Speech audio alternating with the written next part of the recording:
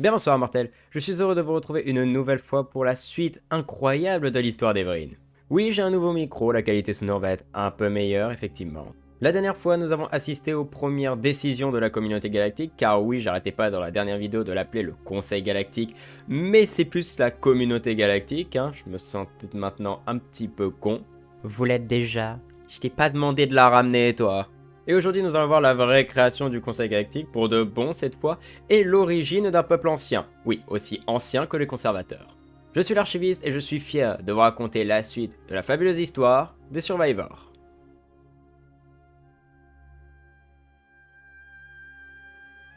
Commençons cet épisode avec la reconquête de Capra Prime après la révolte des entités titanesques sur la planète. Dire qu'il faut autant de soldats pour tuer seulement 3 créatures.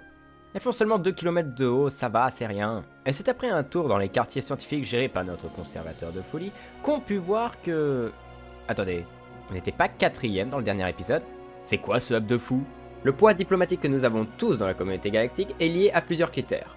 En premier, nous avons l'avancée technologique, la puissance économique de la nation, la puissance militaire, les vassaux, et surtout, le territoire que possède chaque nation.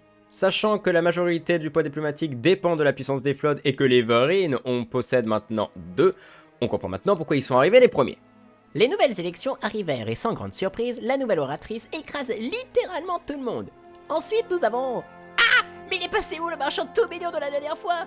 Il l'a mangé! Il est mort! Il est mort! Il est mort! Oh, Bobby, calme-toi. C'est un autre marchand, l'autre est encore en vie, t'inquiète pas. Ouais! Les gars! Le marchand mignon n'est pas mort! Pourquoi je l'ai créé, sérieusement? Bref, c'est après avoir découvert un dernier artefact que le monde natal des Cybrex est enfin apporté. Et le plus surprenant fut d'apprendre qu'ils vivaient dans un nanomonde. Dire que la grande majorité de leur population était ici, c'est impressionnant de voir l'avancée technologique qu'ils avaient. Ah, tiens, la première mauvaise nouvelle de la vidéo. Des pirates. Yahoo! D'autres Dwamak! Que voulez-vous, idiot de Dwamak? Qu'est-ce qui vous est arrivé pour avoir une telle face? Un accident de réacteur? Une exposition involontaire au vide? Yahoo! Regardez-vous un peu. Nous sommes les Natchklax. Nous chassons les Dwamak. Si vous entrez dans notre espace, nous ferons du ragoût de Dwamak. Pas vraiment à votre goût, hein? Yahoo! Vous connaissez peut-être d'autres Dwamak. Vous voulez peut-être qu'ils deviennent un ragoût de Dwamak. Si c'est ça, on peut toujours s'arranger. Pour sûr, s'ils sont bien payés, les Natchklax n'ont pas peur de se battre pour des Dwamak contre d'autres Dwamak. Je retire tout ce que j'ai dit sur l'intelligence limitée des pirates du premier épisode. Je pense que c'est eux les plus cons. Et heureusement qu'ils le sont parce que je pense que la galaxie serait à feu et à sang. Ah bah heureusement qu'ils ne savent pas mettre un pied devant l'autre, hein, imaginez dans quel état on serait. Les analyses du système natal des Cybrex arrivèrent et nous savons enfin pourquoi ils ont disparu. Ils étaient les maîtres de la galaxie à l'époque, mais leur manque de ressources les a obligés à fuir sur leur monde encore inconnu des autres civilisations de la galaxie. Mais quand les coordonnées de celle-ci fuita, les autres civilisations déferlèrent la totalité de leur mécontentement sur les combats du passé, ne laissant aucun survivant. C'est la définition même du karma. Même avec leur puissance de feu, même avec leur avancée technologie, ils n'ont pas pu stopper la haine et la vengeance de toutes les autres races de la galaxie. Les Vryn vont prendre note, je pense. Tiens, regardez qui vient enfin d'arriver à l'ère spatiale. C'est mignon, ils veulent qu'on leur cède le système qui, logiquement, leur appartient. Comme si les menaces et la destruction de la station d'observation n'avaient jamais existé. Désolé les cons, on garde le système.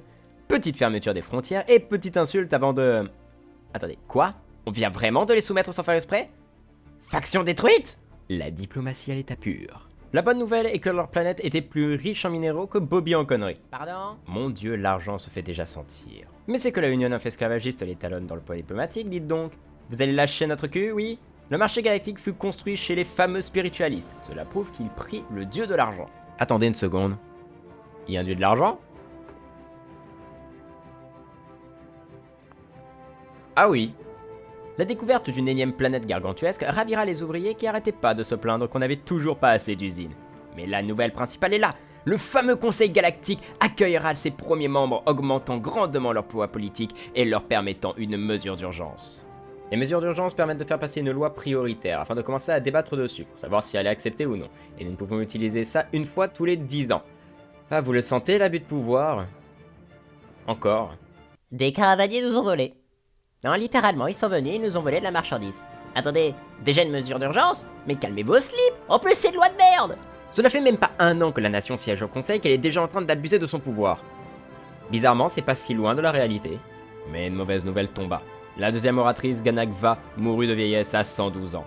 C'est quand même pas mal de vivre si longtemps. Le peuple Vryn va faire son deuil. Ils le veulent et ils ont le droit. Changeons de sujet avec le choix d'un atout de l'ascension de haute priorité. Soit les Vryn deviennent des maîtres de la manipulation génétique, des cyborgs, des robots au sens littéral du terme, ou des gens avec des pouvoirs psioniques. Des cyborgs? Des cyborgs. Les Survivors reçurent une nouvelle comme quoi la guerre entre deux nations s'arrêta suite à un traité de paix. Ils étaient en guerre, ces cons. Et les perdants devinrent des vassaux de l'Union esclavagiste. Ok. Et ces idiots demandèrent aux Survivors de faire une fédération. Ils refusaient, comme d'habitude, ils veulent rester neutres. Mais cela montre qu'il y a maintenant deux camps bien formés qui se font la gueule. D'un côté, l'Union esclavagiste avec son vassal, la Fondation Nodaka, et de l'autre, la Fédération des Cybran et des Ripons. Je sens que ça va être marrant. Merci d'avoir regardé cet épisode, mortel. Je profite de cette fin de vidéo pour vous remercier d'être toujours aussi nombreux à regarder mes épisodes, et surtout de me montrer que c'est les narratifs qui vous font kiffer, et que je vous fais kiffer aussi. Et moi, on m'oublie? Ah oui, et que Bobby vous fait rire. On se retrouve dans 2 semaines pour le prochain épisode de l'aventure d'Everyn, et n'oubliez jamais qu'on vous observe.